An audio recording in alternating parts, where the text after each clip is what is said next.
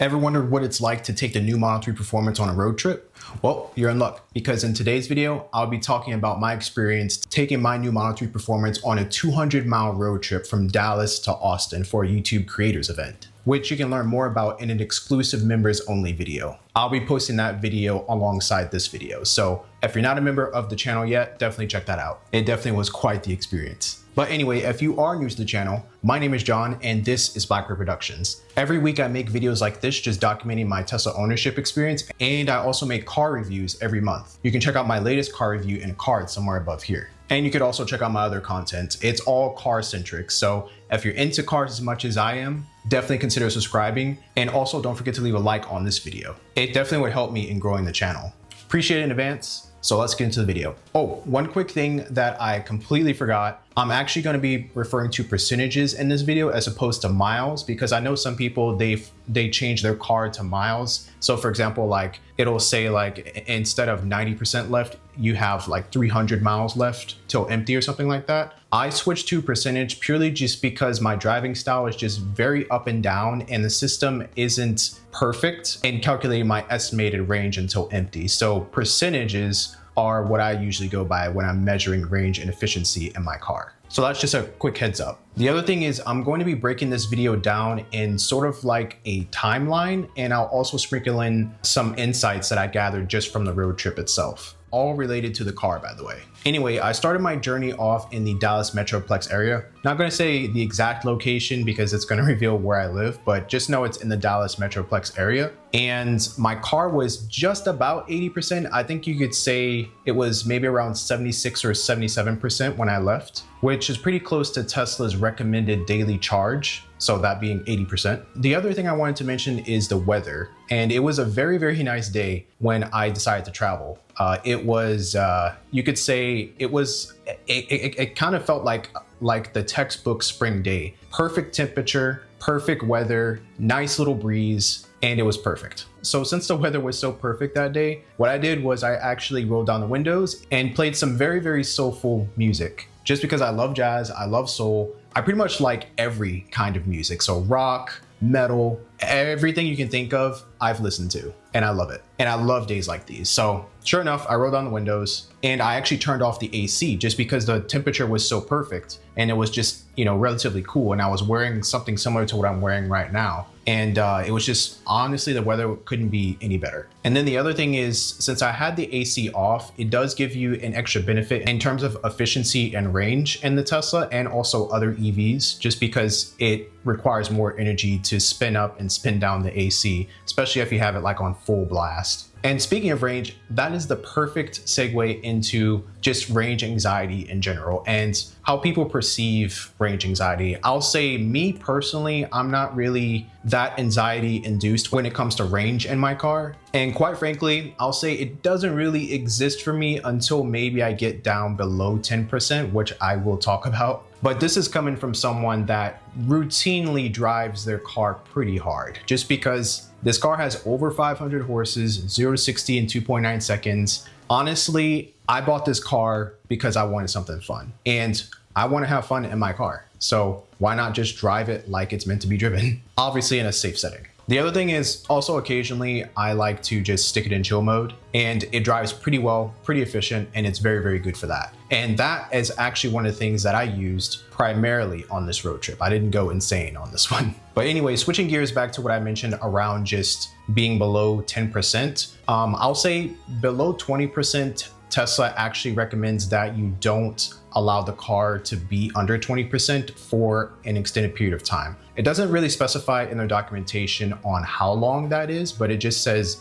don't keep it there for a long time. And my theory is that this is like more of a power reserve sort of feature that really isn't advertised or anything like that on the documentation or any of their marketing material. But what I found is when I go below 20% on my battery, it actually drains slower, and there's a significant drop off in terms of how much charge is used. Maybe that's just the chemistry of how the battery works, but I know other EVs also do this as well. And because of that, I've actually been able to get home on, believe it or not, 2% battery. I wouldn't recommend draining your car all the way that low and just basically like hypermiling it home, just babying your car home. but it was just one of those nights where I I mapped out my destination and it said 2%, because that's another thing. When you map out a destination on the Tesla maps in the car, it actually shows you the percentage that you're gonna have once you reach that destination. So I honestly took a chance. I didn't know it was gonna actually reach my destination on 2%, but sure enough, it did. And that just goes to show how accurate this technology is, at least in the car. So fast forward to the afternoon in terms of just the trip, because we're back on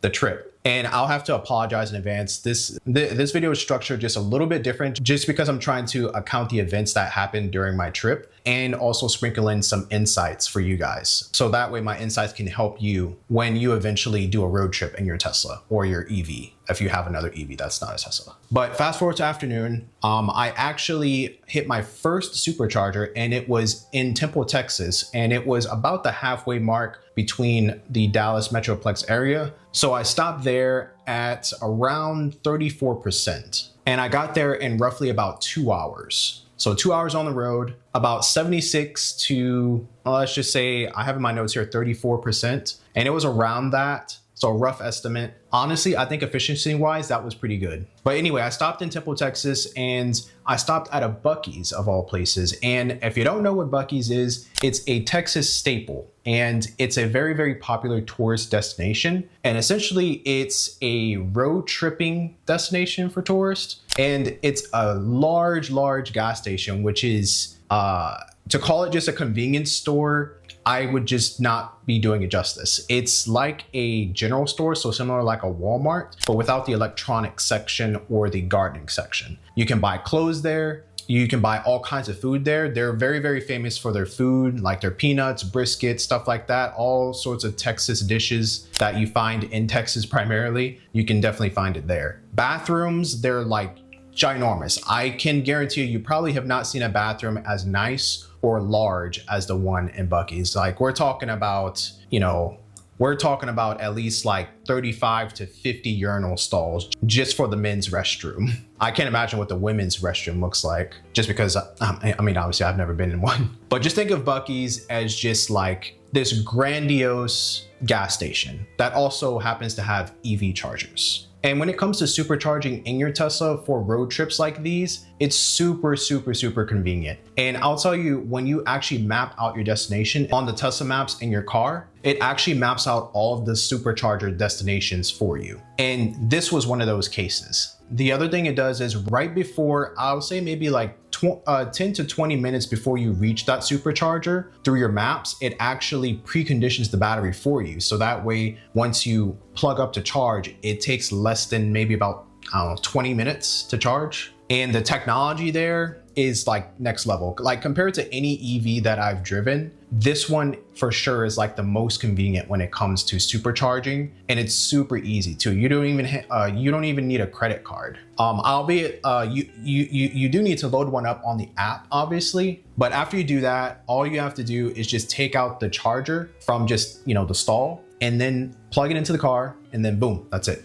It's just like charging at home. The only difference is that it's in a public setting and you're being charged a lot more than what you would at home, which funny enough is not really as much as you might think. But then again, it also depends on the location of the chargers and also how many cars are being charged at any given time. For me, my first session was roughly around $15, something like that. And that was from about 34% to 80%. And I can't remember exactly what the price was per watt hour. If I had to take a wild guess, I remember seeing like 23, something like that. Don't quote me on that. And I'm definitely not going to do the math in my head because I suck at math and I just don't have that data in front of me right now. But take my word for it. It was around $14 to $15, which is much less than gas. But at the same time, I want to say those specific superchargers were on the higher end, just because Temple, Texas is a popular just rest stop for a lot of people that are on the road. And right now it's spring break. So a lot of people are out and about just traveling and stuff. Something I also forgot to mention when it comes to preconditioning is when the battery isn't preconditioned. So say you're just using Google Maps or something like that, and you're just plugging in a supercharger destination in your Google Maps and planning and also routing your trip that way, then it's going to take a little bit longer to charge the car. I'll say anywhere between 40 minutes to an hour, which still isn't too bad. But that is something to keep in mind, just in case you have to be somewhere at a certain time. And I'm sure there's a way to manually precondition it. I know for sure you could actually precondition the car from your phones. So my thought is, if you are using something like Google Maps that doesn't obviously connect to the car to precondition it before going to a supercharger, you could actually just like take a quick little stop and then just pull out your phone and precondition it. And I don't know for sure, just because I've never done this before, but it would be stupid of Tesla not to include a manual precondition option in the car. So while you're driving, just tap the screen and just, do precondition from there. Again, I've never done that before, but I'm sure it has to be somewhere in there. Anyway, after that, I left Buc-ee's at 80% charge and also about an hour and a half left on my trip. So we got 2 hours in and we got about an hour and a half to go, and that's without traffic, because South by Southwest was in town and there was a lot of travel, including to this specific YouTube event. So I found myself in the car longer than I initially thought. I wasn't really worried about range, but one of the things I was thinking about was just comfort. And that's one of the things that I wanted to talk about in this video. The first thing is AC. And when you live in Texas, or when you live in a place like Texas, so you might live in Arizona, you might live in the Carolinas, something like that, you get 100-degree temperatures in the summer. And also around this time, like today, it's actually 90 degrees. So it's hot, and AC is super important. I've driven some EVs before where the AC just doesn't kick on until maybe like half an hour after the car has already been sitting or driving. So essentially it just takes longer for the motor to spin up, probably just because of some efficiency quirk or something. But with Teslas, it actually takes less time, much less time for the AC to blow cold air. I'll say maybe less than 5 minutes, I'd say. So right when you get on the highway, practically, it's going. And unlike other EVs that I've driven before, the AC blows really cold, almost too cold. So occasionally I have to bring it up just a little bit. But that goes to say the AC is super efficient. Now, I don't usually have my AC on auto. I've heard some other YouTube creators talk about just AC efficiency and how to get the most efficiency out of your Tesla, specifically when it comes to AC. And I've heard that changing it to auto is the best option, but I don't know what I'm doing wrong, but every time I change it to auto, it just goes on full blast and it doesn't turn off. I'm not sure if it's like a software error or what, but I've never had the greatest experience just using auto. So I just turn it on in moderation, just based on what the weather is like. I'm one of the people that like to have my windows down just because I like the wind hitting my face, and I just like the idea of just having some fresh air. So you could say at times I don't really use my AC that often. But when I do, and it's 90 degrees or 100 degrees outside,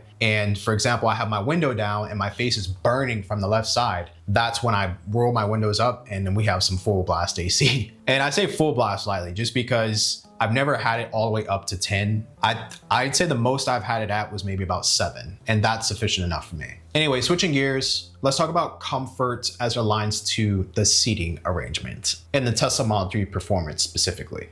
The seats are very, very quality. And you've heard me say throughout other videos that I've made, it's a very, very tight stitching experience. The stitching, I'd say, is pretty good, and the leather doesn't sag or anything like that. At least I haven't experienced that yet. The bolstering hugs you in place, and I have a very slim frame, so I guess that's good for getting in and out of the car. But just know that when you buy a car like this, and the bolstering is relatively aggressive, I wouldn't consider this aggressive per se, because I've been in some very, very aggressively bolstered cars before with bucket seats, and this definitely isn't that. However, you do have to climb out of the seat in order to get out of the car, and vice versa to get in. It's not like other Tesla models where you can just sort of slide your butt over the seat to get out. You actually have to put one leg over the seat and climb out. And that's if you don't kick the door. I've been a door kicker pretty much all my life. I've never been in a car besides maybe my first car, which was a 1995 Acura Integra, where I've kicked the door. Not sure what it is. Maybe it's just the placement of the car's door. But then again, this car is slightly lower, than the standard Tesla models. So maybe it's that.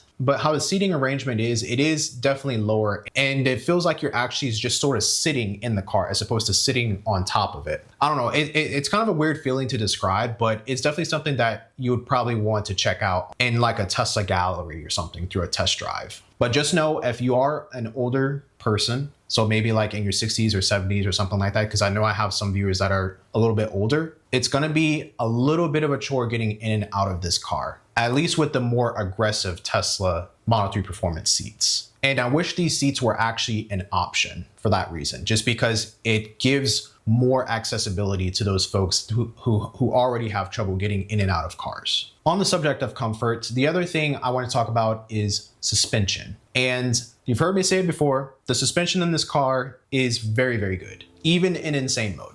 It absorbs bumps very, very well, and it drives super smooth. And I've actually found myself just like, have you ever driven a long period of time and your brain just completely just turns off and you just kind of like don't really think about anything?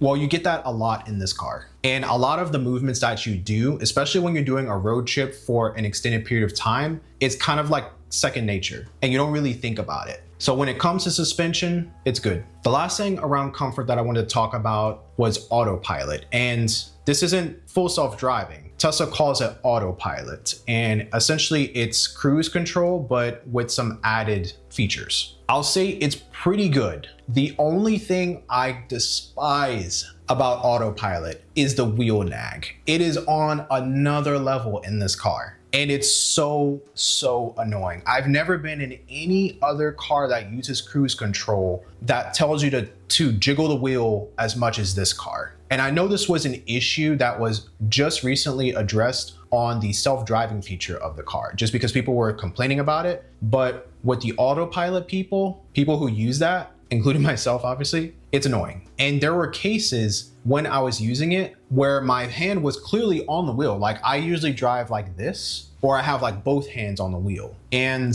it was like, apply pressure and jiggle the wheel. And when I try to do like a slight movement, it's like, oh, jiggle it more. And next thing you know, I'm just like this until like the blue screen goes away. Cause there's like a whole like alert event that happens on the screen that really catches your attention. And it also feels like you're just doing something wrong. And the whole experience is just very jarring. And honestly, it just sucks. But I will say that autopilot, if you take out just the wheel nags and stuff like that, it's very, very good. And the thing I like about this particular iteration of autopilot or cruise control is that it actually maps out the road in front of you, similar to autopilot. So it knows the curves of the road and it knows the cars in front of you as well, just because of all the cameras Teslas come equipped with these days. So that's autopilot for you. I have a love-hate relationship with it, and it does come in handy in a lot of different cases, but when it comes to road tripping, it's kind of annoying, honestly. So to wrap up this video,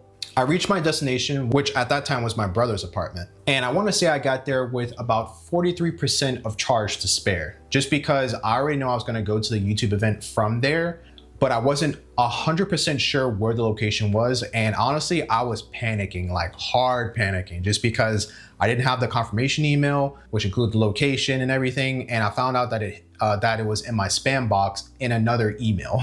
But luckily I was able to find it and get to the event a little later than I initially was gonna go out there for.